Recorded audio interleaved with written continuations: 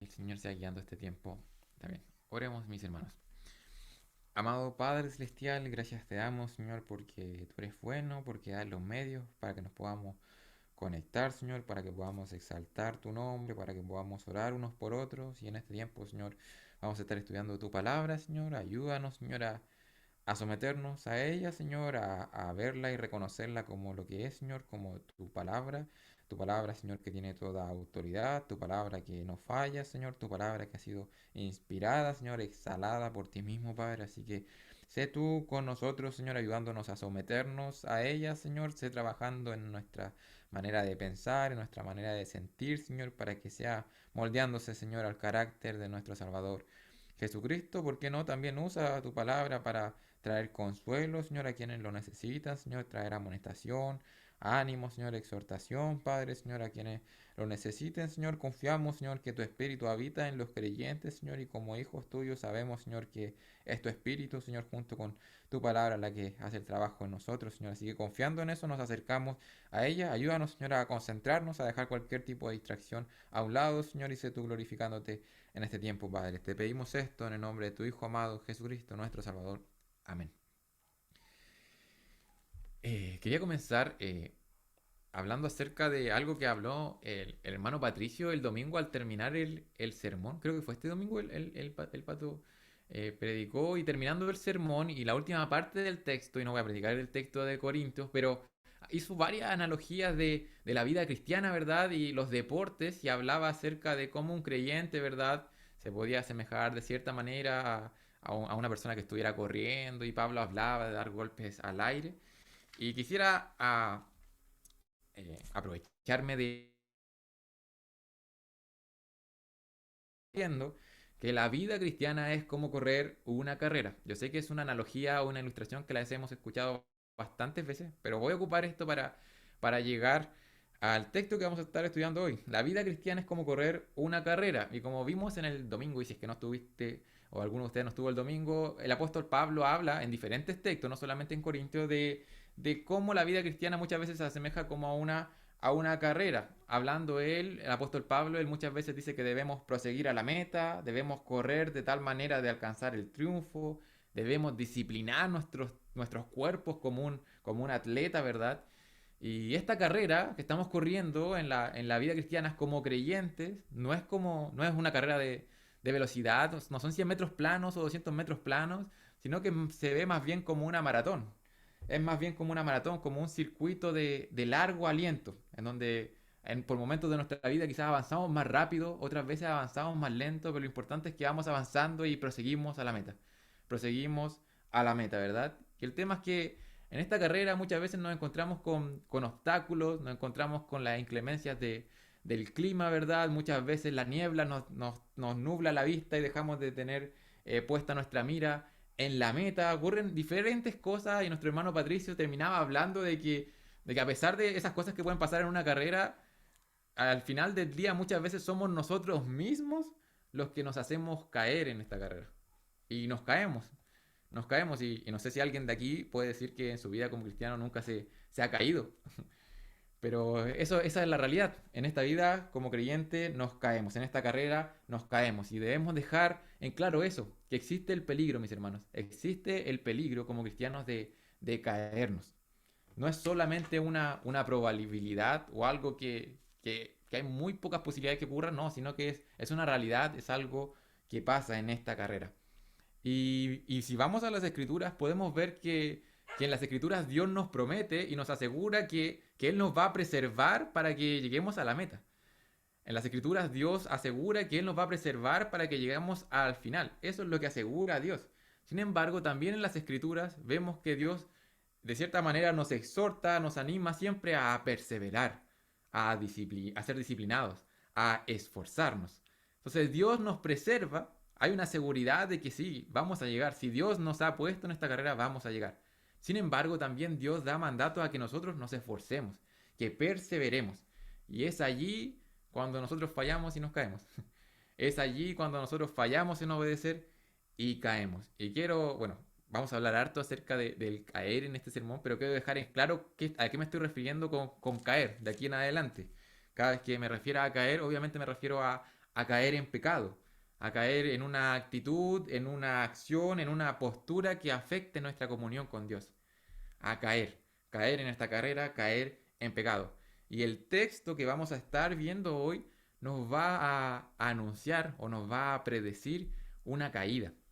Nos va a hablar acerca de una caída. Nuestro Señor Jesucristo va a hablar acerca de los apóstoles y va a hablar acerca de que les va a faltar el valor, de que los van a abandonar, de que estos hombres van a caer. Y específicamente se va a referir a uno de ellos.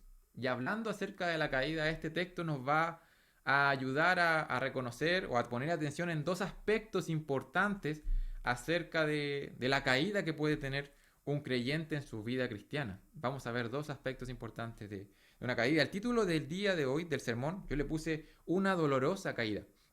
Una dolorosa caída. Y vamos a ver dos cosas. Yo dije que vamos a ver dos aspectos de la caída de un creyente. Lo primero que vamos a ver es que antes de la caída de un creyente hay un orgullo que viene antes de la caída. El orgullo antes de la caída. Y luego vamos a ver la esperanza aún en la caída. El orgullo antes de la caída y luego vamos a ver la esperanza aún en la caída. Y quiero leer Marcos, vamos a ir al Evangelio de Marcos, capítulo 14. Ya vamos en el capítulo 14, hermanos. Espero que esto les sirva de ánimo, de aliento, porque ya estamos finalizando el libro de Marcos, que ha sido una bendición.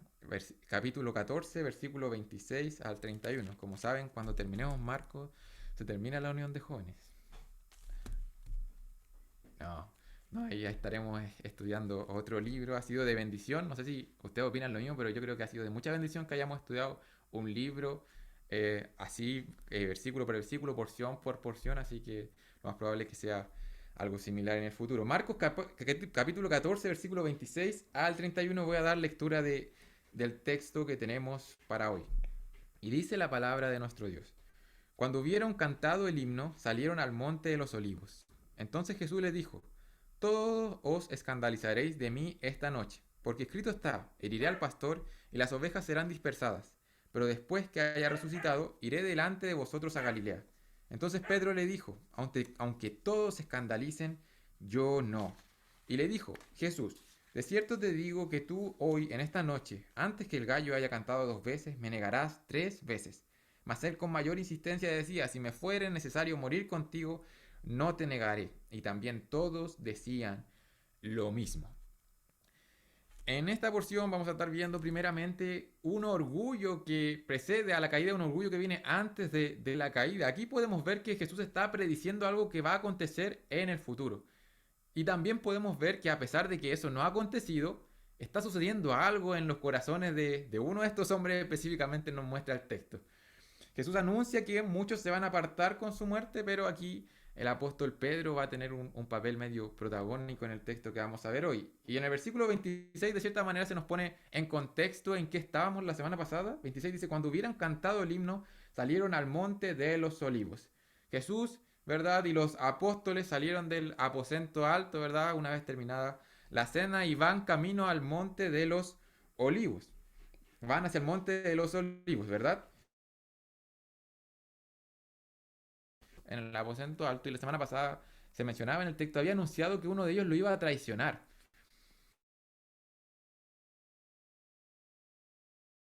Y ahora no, que va a ser Jesús, va a ser bastante fuerte y va a involucrar a todos los apóstoles. Van camino hacia allá, al monte de los olivos, y en ese camino Jesús les dice algo. Les dice, todos os escandalizaréis de mí esta noche, porque escrito está, heriré al pastor y las ovejas serán dispersadas. ¿Qué significa escandalizar? Normalmente otras traducciones lo ponen como apartarse o abandonar. Jesús está anunciando, y explícitamente dice el texto, que todos sus apóstoles lo van a abandonar. Todos sus apóstoles se van a apartar de él. Todos los discípulos lo van a dejar. Eso es lo que está afirmando Jesús aquí. La deserción de todos estos hombres. Esta deserción nosotros sabemos que en 11 de los apóstoles fue temporal y uno de ellos, ¿verdad? Fue de manera permanente, pero eso es lo que está anunciando acá. Todos estos hombres los van a abandonar y para eso cita al profeta Zacarías. Esa cita que hace Jesús para reafirmar lo que está diciendo el profeta Zacarías. Dice, heriré al pastor y las ovejas serán dispersadas. Esta deserción de los apóstoles, está diciendo Jesús, ha sido anunciada por el profeta Zacarías hace cientos de años. El pastor será derribado y ¿qué van a hacer las ovejas? Se van a esparcir en todas las direcciones porque han perdido a su guía, han perdido su punto de reunión. Y lo mismo que sucedería con un pastor, con sus ovejas, eso sucedería con Jesús. Cuando fuera detenido, cuando fuera crucificado, sus seguidores, ¿qué iban a hacer? Iban a huir, llenos de pánico, iban a huir. Todos sus discípulos le serían infieles. Y Jesús lo sabía, en este momento lo sabía y es por eso que lo está anunciando. Y eso, mis hermanos, ya es impresionante.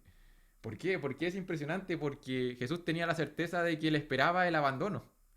Ya estamos a unas horas de que lo arrestaran, a unas horas que comenzaran los juicios, a unas horas que estuviera en esa cruz. Él sabía que el abandono era una certeza, sabía lo que le esperaba y Jesús continuaba adelante con esta determinación de dar su vida por muchos. Continuaba con su determinación de dar su vida por muchos. Él iba a morir por los pecados de la humanidad. Y es impresionante aquí el contraste que se da en esta porción del texto entre este pastor herido que da su vida y las ovejas cobardes que se dispersan. Y esto es lo que iba a acontecer y esto está prediciendo Jesús. Bueno, yo voy a dar mi vida y mis ovejas se van a esparcir, van a huir, me van a abandonar. Y el versículo 28 anuncia otra cosa además, dice, pero después que haya resucitado, iré delante de vosotros a Galilea. Este texto llama la atención porque Jesús está diciendo, bueno, si me van a abandonar, pero ¿saben qué? Yo los voy a volver a reunir. Jesús muchas veces en su ministerio habló acerca de la resurrección y él ya había anunciado su resurrección. No sé si se recuerdan Marcos capítulo 8, versículo 31. Él ya lo había dicho en Marcos 8:31, donde dice, y comenzó a enseñarles que le era necesario al Hijo del Hombre padecer mucho y ser desechado por los ancianos, por los principales sacerdotes, por los escribas, y ser muerto, ¿y qué cosa? Resucitar después de 3 días. Jesús ya le había anunciado su resurrección, pero aquí añade algo, dice, iré delante de vosotros a Galilea. Jesús aquí está mirando más allá de la cruz, está mirando más allá del abandono que va a ser real de parte de sus discípulos, está mirando hacia la resurrección. Y de cierta manera está animando a sus discípulos, asegurándoles que este abandono, que esta huida va a ser temporal, que Él se va a volver a encontrar con ellos, dice ahí en Galilea. Aunque ellos lo abandonen, Jesús los va a volver a reunir. Y esta es una revelación hermosa del amor de nuestro Dios. Él le asegura que se va a encontrar nuevamente con ellos. En la misma región que probablemente era el hogar de estos apóstoles, ahí mismo Jesús se volvería a reencontrar. Entonces Jesús anuncia que lo van a abandonar, pero que se va a volver a encontrar con ellos como una certeza, como algo que el Hijo de Dios está diciendo. Y Pedro, siendo Pedro, levanta la voz una vez más, como ya lo hemos visto en otras porciones de la palabra, y dice lo siguiente en el versículo 29. Aunque todos se escandalicen, yo no. Aunque todos se escandalicen, yo no. Pedro lo que está haciendo aquí es oponiéndose a las palabras de Jesús. Jesús dijo una cosa, todos se van a escandalizar, Pedro dice otra. Aunque todos se escandalicen, yo no. Pedro asegura que él no va a abandonar a Jesús. Y esta es una afirmación súper enfática de la manera en que se nos ponen en la palabra de Dios. Es súper enfática, es una afirmación fuerte. Nunca voy a dejar a Jesús, nunca lo voy a abandonar. Aunque todos lo abandonen, yo no, dice Pedro. Yo no. Aunque fuera el último seguidor que quedara, yo voy a permanecer ahí, dice Pedro. Él está anunciando públicamente que va a ser un discípulo, un apóstol fiel. Y de hecho aquí dice, aunque todos se escandalicen. Pedro aquí se está imaginando que cualquiera, que todos podrían fallar, pero él no lo va a hacer. Se imagina a todos huyendo, pero no a él. En la mente de Pedro no cabía la posibilidad de que él entrara en esa afirmación, en esa predicción que estaba haciendo Jesús. Y se niega a reconocer de que finalmente hubiera algún tipo de debilidad en él, de que él podría ser capaz de huir, de abandonar a su maestro. No, no, mi hermano, Pedro está diciendo aquí, no, eso no va a pasar conmigo, yo voy a permanecer ahí. Mis hermanos, lo que está haciendo aquí Pedro se llama orgullo. ¿Por qué se llama orgullo? Porque el orgullo es el exceso de estimación, estoy leyendo una definición, hacia uno mismo, hacia nuestras capacidades y habilidades. Normalmente el orgullo va acompañado de un sentimiento de superioridad hacia los demás. Todos podrían fallar, pero yo no. Aunque todos fallen, yo no voy a hacerlo. Yo no soy así, no tengo eso dentro de mí, yo no soy débil de esa manera. Yo voy a continuar ahí. Un exceso de confianza en sí mismo de parte de Pedro. Exceso de confianza que lo lleva aquí a ignorar la profecía que está haciendo Jesús acerca de su resurrección, a ignorar qué más, a ignorar que Jesús le prometió que iba a regresar con ellos a Galilea, a ignorar la misma cita de Jesús por parte de Zacarías, ¿verdad? Ignora todo lo que Jesús dice y dice, no va a ser así, tú te estás equivocando, no va a ser así conmigo. Es un exceso de confianza de parte de Pedro. Es jactancia, es orgullo que termina dominando al apóstol. ¿Para qué? Para ir en contra de lo que está afirmando Jesús. Y ante estas palabras de Pedro, Jesús hace una declaración muy específica acerca de lo que va a pasar con Pedro específicamente. Jesús había anunciado que todos los discípulos lo iban a abandonar y ahora va a decir, bueno Pedro, así va a pasar contigo. Versículo 30. De cierto te digo que tú hoy, en esta noche, aun antes que el gallo haya cantado 2 veces, me negarás 3 veces. Ante la respuesta de Pedro, la negativa a la predicción de Jesús, Jesús especifica la manera en que Pedro o el tiempo en que va a caer. Y para esto utiliza Jesús una referencia al canto del gallo. No sé si se recuerdan que en el capítulo 13, en el versículo 35, se mencionó el canto del gallo. Normalmente el canto del gallo se ocupaba como una de las divisiones de la noche. Versículo 35, capítulo 13, dice, velad pues porque no sabéis cuándo vendrá el Señor, si al anochecer, al principio de la noche, a la medianoche, al canto del gallo o a la mañana. Era una porción de la noche, ¿verdad? Estaba cerca del amanecer. Entonces Jesús está haciendo referencia a esa porción. Antes de que cante el gallo 2 veces era un indicador de tiempo, ¿verdad? A eso se está refiriendo Jesús. Y se refiere a esto Jesús con 2 propósitos muy específicos. Y el primero de ellos, el primer propósito por el cual hace esta predicción Jesús y es tan específico con el tiempo, es para mostrar que el orgullo, la jactancia, este exceso de confianza de Pedro se iba a derrumbar en un corto plazo. ¿Por qué? Porque aquí ya estamos cerca de la medianoche. Jesús después va a orar en Getsemaní, ¿verdad? Va a orar y luego va a ser arrestado y van a comenzar los juicios. Estamos cerca ya de la medianoche y el propósito aquí de Jesús de decir que antes que cante el gallo está diciendo, bueno, en un rato más, Pedro, en unas horas más, tú me vas a negar 3 veces. Y es por eso que el texto dice, hoy, en esta noche, antes de que el gallo haya cantado. Pedro, antes del amanecer, en un rato más, tú vas a estar negando públicamente a tu maestro. Eso es lo que está diciendo Jesús con esta frase, que va a ser muy pronto, que el orgullo de Pedro, que esta afirmación de Pedro se va a derrumbar. Su debilidad va a quedar al completo descubierto, mis hermanos. Y ahora Pedro, una vez más, insiste en que no va a ser así. En que no va a ser así. Versículo 31 dice, mas él, Pedro, con mayor insistencia decía, si me fuere necesario morir contigo, no te negaré. Y también todos decían lo mismo. Con mayor insistencia. Otras traducciones ponen ahí, Pedro decía incesantemente, con vehemencia, con más fuerza. Casi nos podemos imaginar a Pedro quizás levantando un poco más la voz. Eso es simplemente una conjetura. Pero aquí dice con mayor insistencia, más insistentemente que antes. Pedro dice, bueno, maestro, si me fuera necesario morir contigo, no te voy a negar. En el Evangelio de Juan pone que Pedro dijo, mi vida pondré por ti. Mi vida pondré por ti. Esa frase me recuerda a una alabanza que cantamos que en donde todos nosotros congregacionalmente afirmamos que estamos dispuestos a dar la vida si es necesario por nuestro Señor. En la mente de Pedro no cabía la posibilidad de que él pudiera fallar de esa manera. ¿Cómo voy a caer tan bajo de esa manera negando a mi maestro? Ahora, la, ¿Qué pasa con esta declaración de Pedro y qué pasa con la declaración que nosotros muchas veces hacemos de que estamos dispuestos a dar la vida por nuestro Señor? Es algo completamente noble, es algo completamente bueno. Poder afirmar eso es una declaración hermosa. Señor, mi vida voy a poner por ti.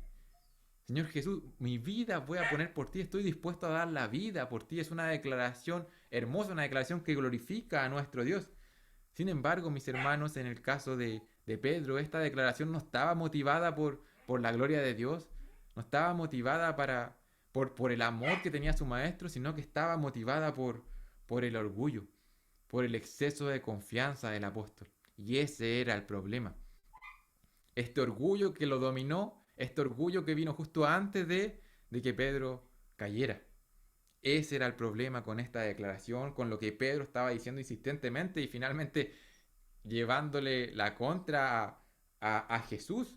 Imaginemos por un momento el apóstol Pedro tenía al Hijo de Dios delante haciendo una declaración profética y Pedro se atreve a decir que no va a ser así, que se está equivocando.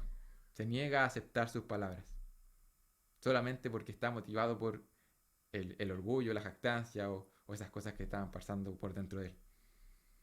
¿Cuántas veces nos hemos visto en una situación similar nosotros, mis hermanos? Donde muchas veces el orgullo nos ciega, muchas veces el tener razón nos ciega. Hay que tener cuidado, mis hermanos, no dejando que el orgullo nos lleve a esto. No dejemos que el orgullo nos ciegue. En este texto estamos viendo que hay un orgullo que viene antes de la caída. Recuerden, Jesús está diciendo que algo va a pasar, que el apóstol va a caer, y aquí el apóstol ya estaba sintiendo orgullo, jactancia, llevándole la contra. Hay un orgullo que viene antes de la caída. Y quiero leer dos proverbios que dice esto, dice eso exactamente de manera explícita. Proverbios capítulo 16 versículo 18. Proverbios 16, versículo 18. Dice la palabra de Dios, dice, antes del quebrantamiento es la soberbia, y antes de la caída, la altivez de espíritu. Proverbios 11:2. Cuando viene la soberbia, viene también la deshonra. Más con los humildes está la sabiduría, mis hermanos. Todo comienza acá adentro. Todo comienza en el corazón, todo comienza en lo que nos está motivando. Y el orgullo, mis hermanos, va a fomentar múltiples pecados, va a dar cabida a múltiples cosas que no agradan a nuestro Dios. Simplemente en esta porción, esta pequeña porción de la palabra de Dios, vemos a un apóstol Pedro movido por el orgullo y que ya hizo varias cosas que no estaban bien. Podemos ver que aquí el pecado que tiene Pedro lo llevó aquí a no creer en las palabras de Jesús, lo llevó a asumir una posición de superioridad frente a los demás apóstoles y finalmente llevó a Pedro a demostrar que se estaba sobreestimando completamente. Estaba demostrando, como hemos dicho, como lo he dicho, una excesiva confianza en su persona. No, si esto no me va a pasar a mí. Esto le puede pasar a los demás, pero a mí no me va a pasar. Yo no soy así. Yo sé controlarme, yo sé comportarme. Esto no me va a pasar a mí. Yo no soy así. Mis hermanos, no seamos orgullosos. Cuidado con lo que está moviendo nuestro corazón. Hay un pastor que una vez dijo que el orgullo, el orgullo es como la barba, que nunca para de crecer y que la única solución de este lado de la eternidad es afeitarla cada día, mi hermano. Tenemos que tener ojo con el orgullo porque a nuestra carne le gusta de cierta manera confiar en ella misma, confiar que se la puede solo, intentar ser independiente, mis hermanos. Hay que tener cuidado con el creernos más fuertes de lo que realmente somos, cuando es mucho mejor reconocernos débiles. Es mucho mejor reconocernos débiles. Me encanta la frase de Jesús cuando dice, los sanos no tienen necesidad de médicos, sino los enfermos. Mis hermanos, declarémonos así, declaremos como completamente necesitados del médico de médicos. ¿Por qué mejor que estar en sus manos? ¿Qué mejor que declararnos así? Como personas débiles que necesitan completamente de Él, que dependen completamente de Él. ¿Qué mejor que estar en esa posición? No hay lugar más seguro que ahí. ¿Por qué intentamos vez tras vez mostrarnos de una manera que realmente no lo somos? Cuando el Señor nos ve así, cuando Él conoce nuestro corazón. Aquí Jesús está demostrando que conoce el corazón de las personas, que conoce el corazón del pecador de manera íntima, de manera total. La palabra de Dios dice que delante de los ojos de Dios todas las cosas están desnudas. También dice la palabra de Dios que Jehová escudriña la mente y que prueba el corazón. Él conoce tus motivaciones, mi hermano. Él conoce las intenciones de tu corazón. ¿A quién intentamos engañar? A veces intentamos engañar a los demás, ¿no? Intentamos engañar a nosotros, mis hermanos, intentamos engañar a nuestro Dios cuando Él ya lo conoce. Ya conoce quiénes somos, mis hermanos.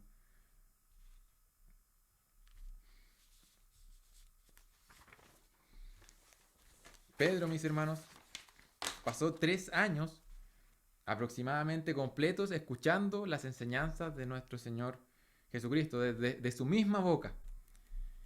Y él en este momento se sentía apto, se sentía suficiente, se sentía capaz de poder permanecer fuerte en ese momento y no caer. Sin embargo, sabemos cómo termina la historia, mi hermano. Y es que Pedro se dejó aquí llevar por su orgullo. No dejes, mi hermano, que el orgullo te ciegue y te lleve a sobreestimarte, te lleve a creer que eres más fuerte de lo que realmente eres. El texto que estamos estudiando hoy, yo cuando lo estudié en la semana, lo encontré en muchos sentidos bastante triste. ¿Y por qué? ¿Por qué digo triste? Porque es triste porque se está anunciando una caída, es como una crónica de una muerte anunciada. Nosotros sabemos cómo va a terminar el texto, la porción que estamos viendo acá. Yo lo encuentro triste además porque refleja el corazón caído de un humano, refleja la condición de la humanidad, refleja mi condición muchas veces.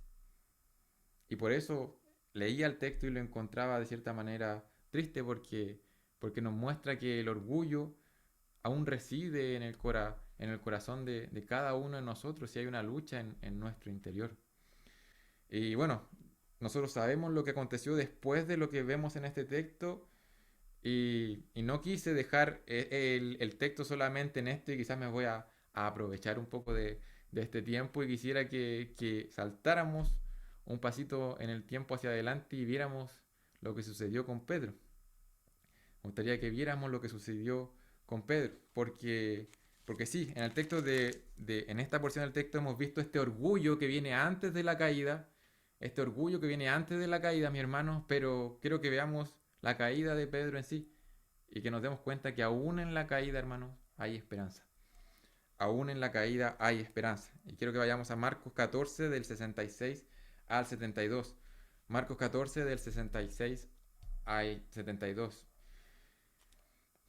Y voy a ir leyéndolo y exponiéndolo a la vez, porque nosotros, yo sé que es un texto quizás bastante conocido, versículo 66 dice, estando Pedro abajo en el patio, vino una de las criadas del sumo sacerdote. ¿Dónde nos encontramos ahora? Jesús ha sido arrestado. Jesús está en el juicio, en un juicio, en la casa del sumo sacerdote. Jesús está en la casa del sumo sacerdote, lo más probable está en el segundo piso, se dice, y Pedro estaba en el patio. Estaba en el patio esperando cuál iba a ser el resultado del juicio de Cristo, ¿verdad? Ya es viernes por la mañana, el gallo ya, no, el gallo aún no canta, es por la madrugada. Normalmente se cree que fue entre las 1 y las 3 o 4 de la mañana. Estaba aconteciendo esto que estamos viendo hoy antes que saliera el sol. Pedro se encontraba en el patio. ¿Y qué sucede? Versículo 67. Y cuando vio a Pedro, ¿quién? La criada del sumo sacerdote, que se calentaba, mirándole dijo, tú también estabas con Jesús el Nazareno. La criada del sumo sacerdote reconoce a Pedro. Cuando estaba ahí su maestro con el sumo sacerdote, estaba siendo juzgado, una criada reconoce a Pedro. Lo más probable es que lo haya reconocido porque esta criada lo haya visto en el templo. No sé si recuerdan que esta última semana Jesús estuvo frecuentando bastante esos lugares. Lo más probable es que de ahí la criada lo reconoció y lo vio y dijo, tú también estabas con Jesús el Nazareno. Y ahí está la oportunidad que tenía Pedro de qué? De decir, sí, yo estuve con él. No le conozco ni sé lo que dices. Pedro niega conocer a Jesús, mis hermanos. Toda la confianza, todo el orgullo, toda la jactancia, todo este exceso de confianza en sí mismo, toda esta sobreestima que tenía Pedro se derrumba con unas pocas palabras de una criada. También estabas con Jesús el Nazareno. Y Pedro responde, no le conozco ni sé lo que dices. Pedro niega a Jesús y ¿qué hace? Y salió a la entrada y cantó el gallo. Se fue a la entrada. Lo más probable es que Pedro intentó apartarse para seguir pasando en el anonimato, pero continúa ahí. Continúa ahí porque su maestro estaba arriba. Él sabía que su maestro estaba arriba, quería saber lo que iba a acontecer con su maestro. Continúa ahí. Pero ya lo niega una vez. Pedro niega una vez a Jesús. Versículo 69. Y la criada, viéndolo otra vez, comenzó a decir a los que estaban allí, este es de ellos. Esta segunda ocasión que tenía Pedro, esta segunda ocasión que tenía Pedro de poder decir la verdad, acontece con una acusación múltiple. ¿Por qué digo múltiple? Porque en los otros evangelios ustedes pueden ver que fueron otras personas, además de esta criada, que lo reconocen y que lo acusan. Esta vez podríamos decir que había más presión. Más presión, Pedro, di la verdad. Ya saliste pillado. Hay hartas personas que te reconocieron. Es el momento de decir la verdad ante la mirada de todos estos espectadores. Pero Pedro, una vez más, niega a Jesús. Pero él negó otra vez. Pedro niega por segunda vez a Jesús. Versículo 70. Y poco después, los que estaban allí dijeron otra vez a Pedro, verdaderamente tú eres de ellos porque eres Galileo y tu manera de hablar es semejante a la de ellos. El texto en Marcos dice poco después. En el Evangelio de Lucas nos dice que fue alrededor de una hora después. Pedro continúa ahí, esperando, quiere saber qué va a pasar. Y como una hora después, ¿qué pasó? Nuevamente vuelven diferentes personas y lo reconocen. Y esta vez, aquí en Marcos nos dice que uno de ellos lo reconoce por la manera en que habla. Que los galileos tenían un acento específico, hablaban de una manera específica. Recordemos que estamos en Jerusalén. Entonces lo reconocen y dice, bueno, tú estabas con él, eres semejante a ellos, dice. Eres semejante a ellos en tu manera de hablar, tú estabas con él. Es confrontado una vez más, ¿verdad? Por un grupo de personas. Y el evangelio de Juan nos dice otra frase que se le dijo a Pedro en esta ocasión. En Juan 18:26 dice, uno de los siervos del sumo sacerdote, pariente de aquel a quien Pedro había cortado la oreja, le dijo, ¿no te vi yo en el huerto con él? Mira, mira el nivel de acusación que levanta este hombre. Dice, de cierta manera es como, ¿no fuiste tú el que le cortaste la oreja a mi primo, a mi hermano, a mi pariente? Pedro ya no tenía escapatoria, mis hermanos. Era el momento de poder decir la verdad. Sin embargo, Pedro niega aún de manera más fuerte a Jesús. Versículo 71. Entonces él comenzó a maldecir y a jurar, no conozco a este hombre a quien habláis.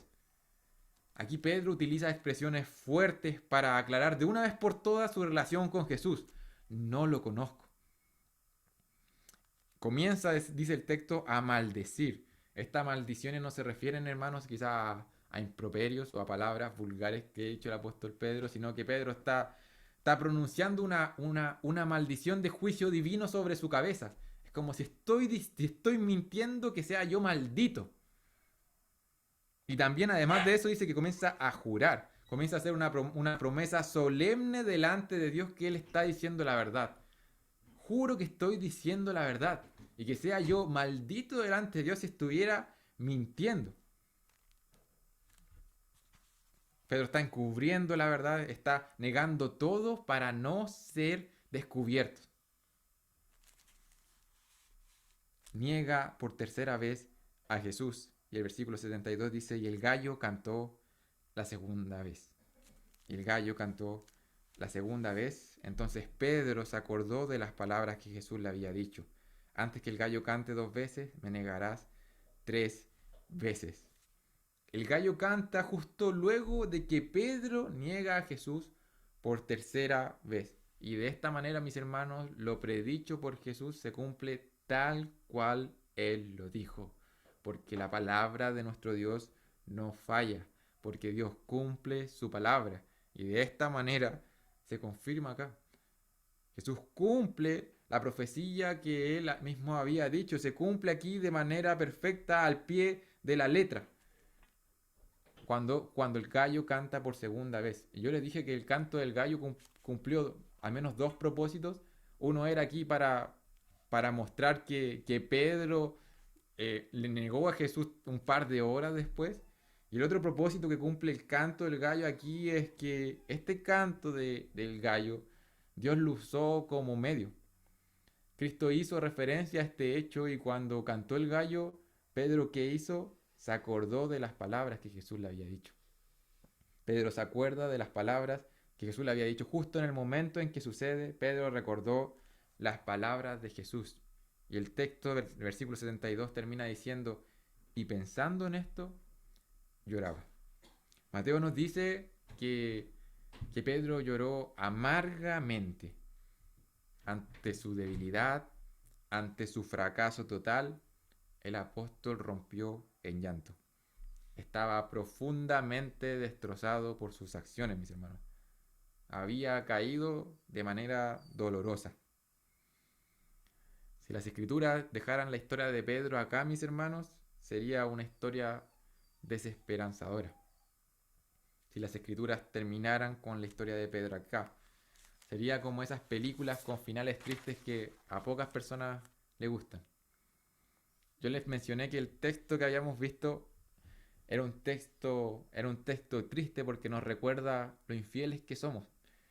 Quizás es fácil identificarnos con este Pedro, pero mis hermanos, la historia de Pedro no acaba acá. Los fracasos de Pedro no son el final para este creyente. ¿Por qué? Porque solo un par de días después de lo acontecido aquí, podemos ver a Pedro y a Juan saliendo corriendo a ver la tumba vacía. Fue el mismo Pedro, uno de los primeros en ver al Cristo resucitado, mis hermanos. Fue Pedro, junto con los discípulos, quienes fueron a Galilea y se encontraron con su Señor. Y fue el mismo Pedro quien fue restaurado por Jesucristo. Juan capítulo 21, versículo 15 al 17 lo relata. Jesús preguntó 3 veces a Pedro en cuanto al amor que le tenía. Pedro, ¿me amas? Y por cada episodio, por cada vez que Pedro le negó, a Pedro se le dio la oportunidad de afirmar su devoción a Cristo. Pedro sí cumplió la profecía con su negación, demostró su debilidad, se vio expuesto aquí su orgullo. Pero mis hermanos, la obra que Dios hizo en la vida de este hombre nos da esperanza a todos los creyentes que alguna vez hemos negado a Jesús con nuestra lengua, con nuestras vidas, con nuestras prioridades. Esas lágrimas que vemos acá en Marcos 14 al final de la porción que estuvimos viendo, Marcos 14, 72, esas lágrimas que pudimos ver ahí, mis hermanos, terminaron convirtiéndose en un arrepentimiento sincero de parte de Pedro. Una tristeza que produjo arrepentimiento. Eso es un concepto bíblico que aparece en 2 Corintios 7:10. Una tristeza que produjo arrepentimiento. Creo que me quedé pegado.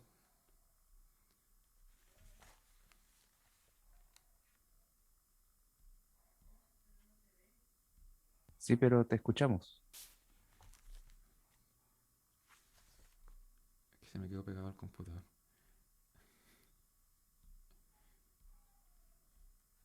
Pero voy a terminar porque ahí Te está. paso mi compu.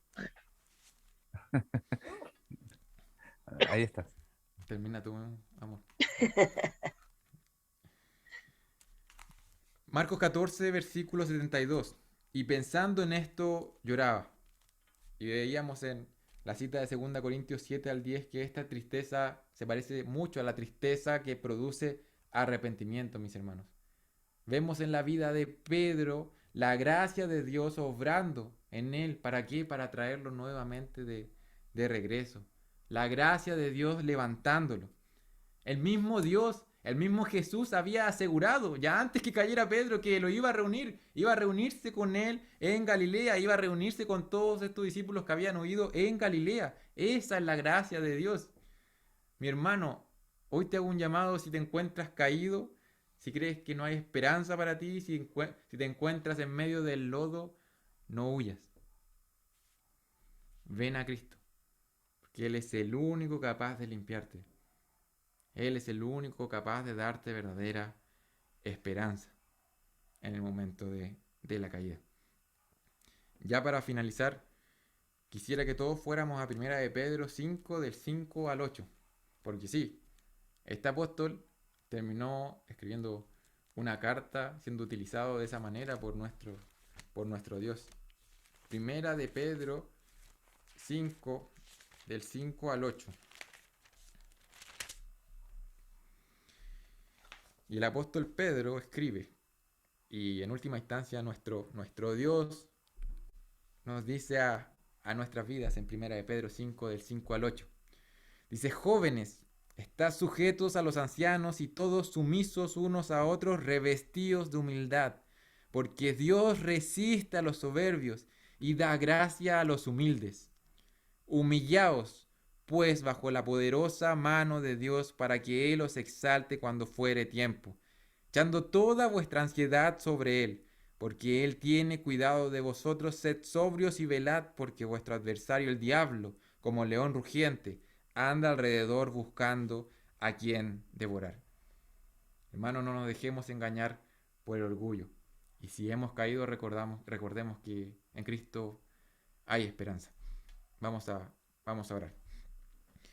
Amado Padre Celestial, gracias te damos, Señor, porque tú eres bueno, porque tú eres misericordioso, porque tú eres grande en amor, Señor, porque nos colmas de bendiciones, Señor, que no merecemos, porque nos perdonas, Señor. Y ese perdón es el regalo más grande que podemos tener en nuestras vidas. Padre, gracias.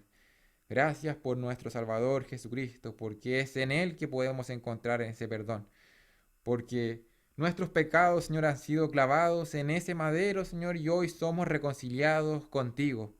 Porque el pastor ya ha sido herido y porque hoy como ovejas podemos, Señor, ser ovejas, Señor, de este buen pastor. Podemos ser ovejas que están siendo cuidadas, siendo protegidas, siendo amadas. Padre, ayúdanos. Ayúdanos, Señor, a ser fieles a este buen pastor. Ayúdanos, Señor, a correr esta carrera, Señor, con la vista puesta en la meta, Señor, a no perdernos. Padre, oro en este momento por cada uno de nosotros para que nos seas librando de la tentación, para que nos seas librando de las caídas, Padre, y cuando esas puertas se sean abriendo, Padre, ayúdanos, Señor, a buscar fortaleza en ti, a depender completamente de ti, a reconocernos débiles, Señor, a huir de la tentación, pero huir hacia ti, Señor, a huir hacia ti, Señor, reconociendo, Señor, que en tus manos, Señor, estamos protegidos, Señor, que tu mano es poderosa y que bajo tu mano tenemos que humillarnos, Señor. Señor, perdónanos porque a menudo somos orgullosos, somos soberbios, Padre, perdónanos porque a menudo queremos tener la razón, Señor, y dejamos de escuchar tu palabra. Aunque tú has hablado de manera clara, Padre, muchas veces creemos que tú no tienes la razón, que te has equivocado, Señor, y hacemos lo que queremos. Padre, te pedimos perdón y ayúdanos, Señor, a arrepentirnos de manera sincera cuando caigamos. Ayúdanos, Señor, a arrepentirnos, a voltearnos hacia ti, Señor, a por qué no buscar ayuda, Señor, si es que estamos perdiendo alguna batalla, Señor, si es que nos estamos ahogando en el lodo. Ayúdanos, Señor, a poder disfrutar de la bendición de pertenecer a este cuerpo maravilloso que es la iglesia, a esta familia, Señor, porque todos estamos en esta carrera, Padre, porque todos estamos, Señor, en peligro de poder caer, Señor, porque el adversario, el diablo, Señor, anda como león rugiente, Señor, buscando a quien devorar, Padre. Necesitamos, Señor, necesitamos de ti, nos necesitamos, Señor, de unos a otros para que podamos hablarnos lo que tú ya has hablado, Padre, Señor. Ayúdanos, Señor, a convencernos de esto, a que sea una certeza en nuestro corazón, a que abracemos realmente estas verdades y podamos vivirlas, Señor. Que no solamente podamos decir declaraciones bonitas, Señor, declaraciones buenas, declaraciones nobles, Señor, y que estén motivadas, Señor, con malos sentimientos, con malas emociones. Padre, ayúdanos, Señor, que de dentro de nosotros, Señor, realmente, Señor, podamos amar lo que tú ya amas, Padre, a amarte a ti, amar, Señor, a los demás, Señor. Te pedimos esto, Señor, y agradecemos, Señor, porque tu palabra es tan viva, Señor, es tan eficaz, nos habla de manera tan clara, Señor, y tenemos simplemente que escucharla, Señor, amarla, Señor, someternos a ella, Señor, y obedecerla. Padre, gracias y te pedimos esto confiando, Señor, en que tú, Señor, nos ayudas, no nos has abandonado. En el nombre de tu Hijo amado, Señor, te pedimos esto. Amén.